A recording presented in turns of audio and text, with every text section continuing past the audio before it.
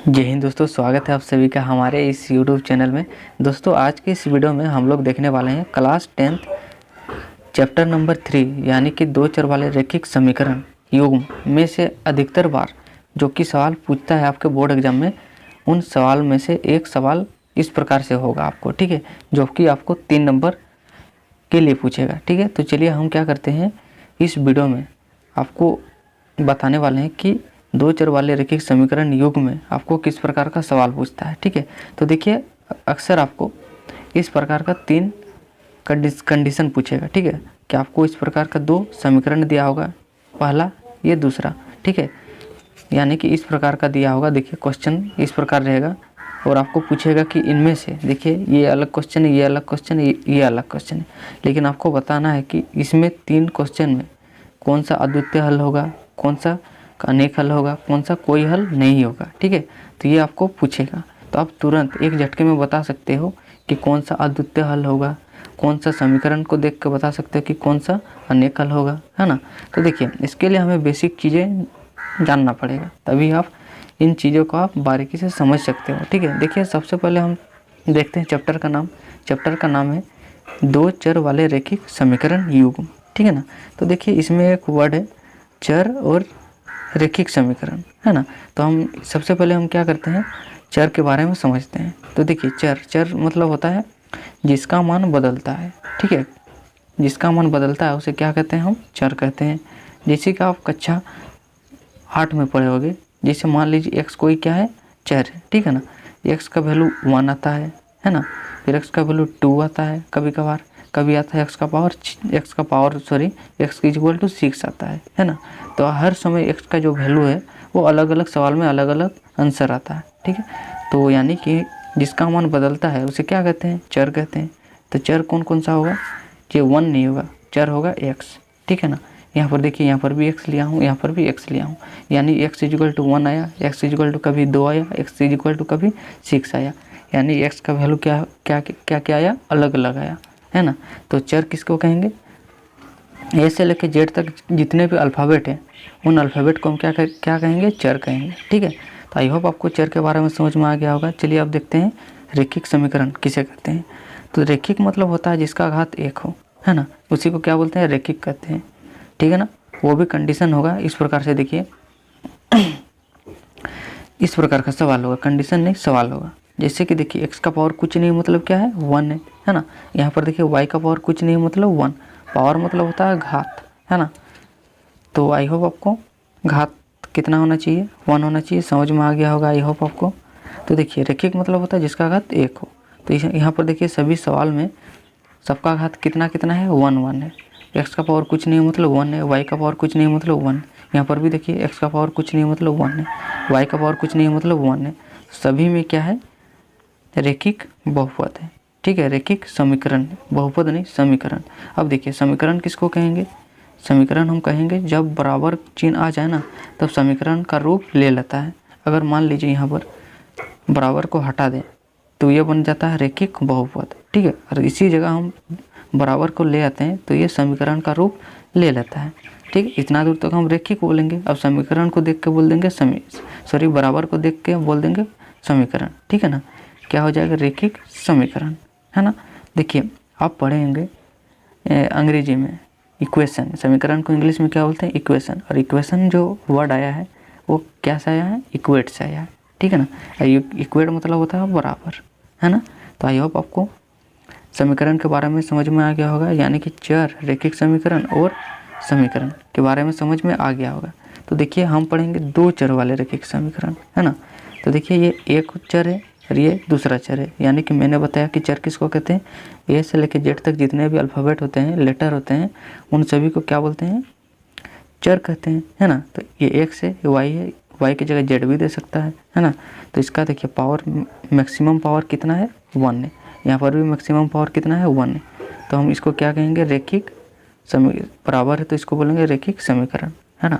तो देखिए ये पहला समीकरण हुआ और ये दूसरा हुआ, तो 2 हो गया, 2 समीकरण, तो इसीलिए इसको कहेंगे दो चर वाले रैखिक समीकरण, ठीक है ना। तो देखिए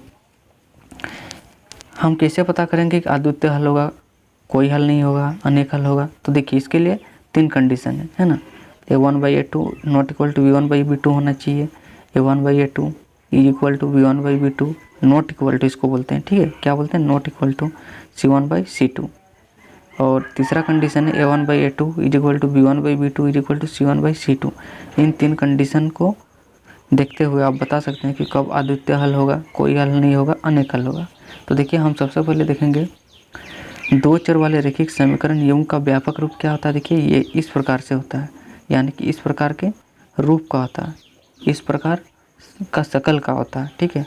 A1x plus B1y plus C1 is equal to क्या होता है, 0। फिर दूसरा समीकरण देखिए A2x plus B2y plus C2 is equal to क्या होता है, 0 होता है।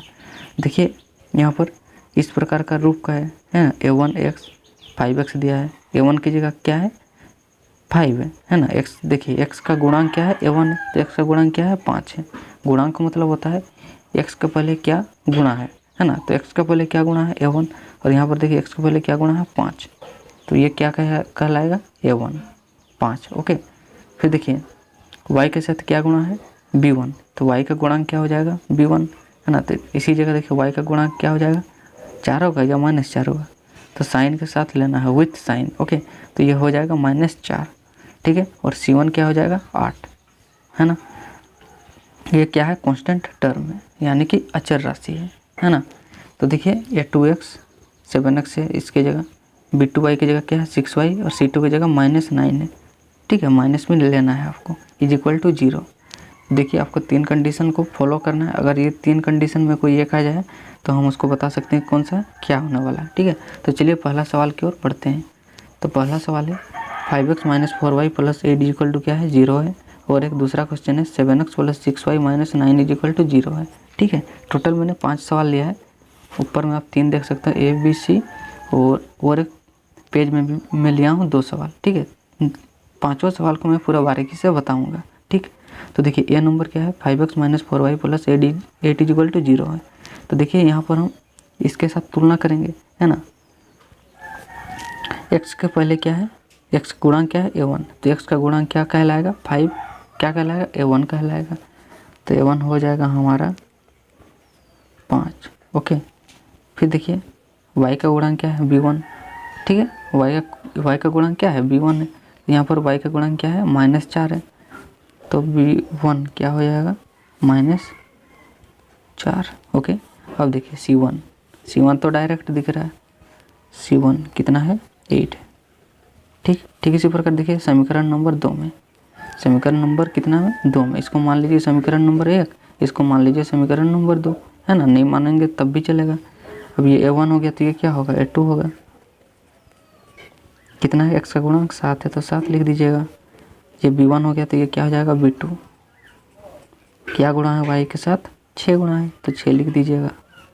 और C2 क्या हो जाएगा, ये देखिए माइनस भी लेना है, ठीक है, तो क्या हो जाएगा, -9।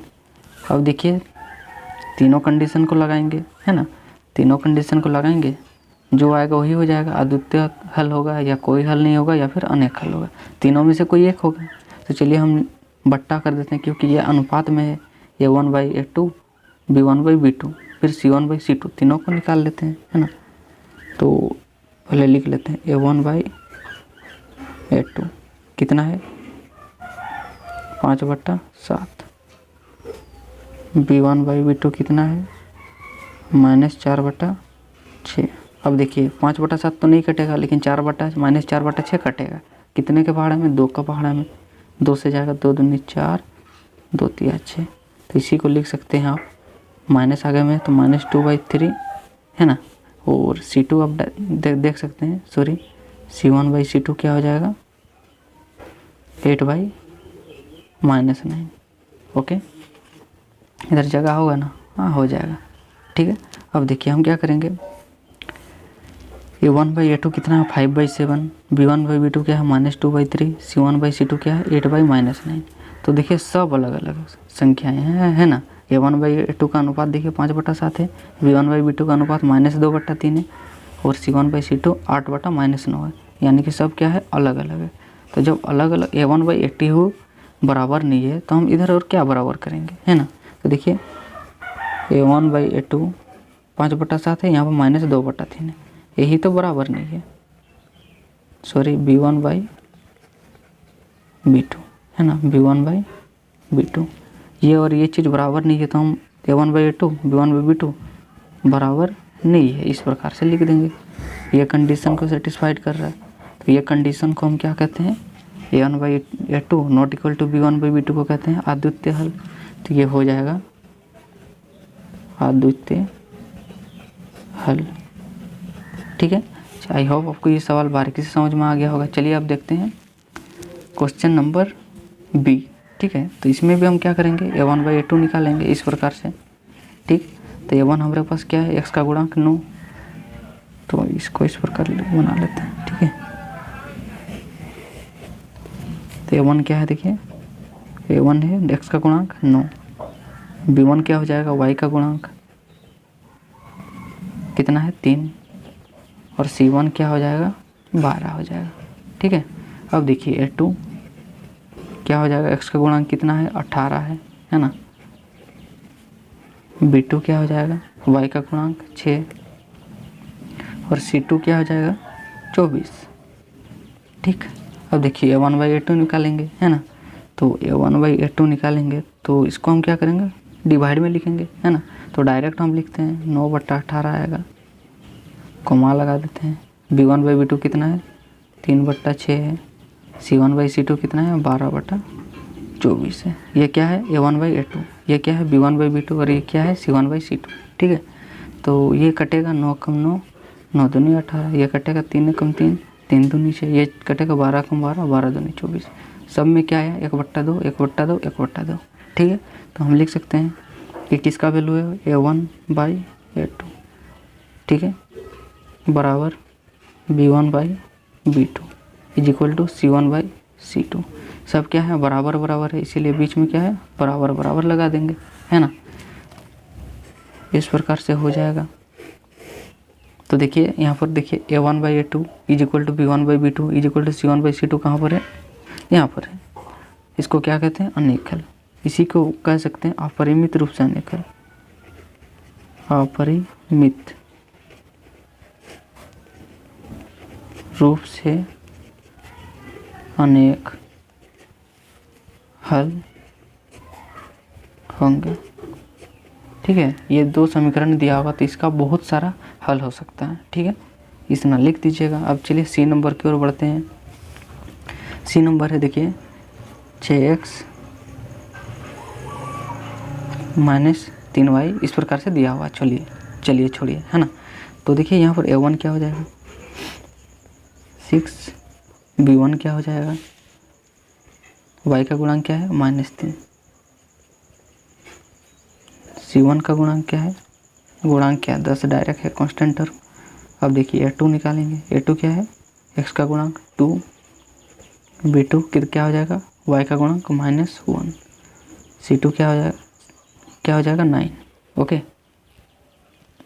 अब देखिए निकालेंगे a1 बाई a2 यानी कि बट्टी के रूप में लिखेंगे है ना, तो इसको डायरेक्ट हम लिखते हैं 6/2 बराबर लगा दीजिए है ना। यहाँ पर देखिए -3, यहाँ पर कोमा दिया था बराबर लगा दीजिए -3, और नीचे में क्या है -1। b2 का वैल्यू देखिए बराबर c1 कितना है 10, c2 कितना है 9। ठीक, माइनस से माइनस पहले काट दीजिए है ना।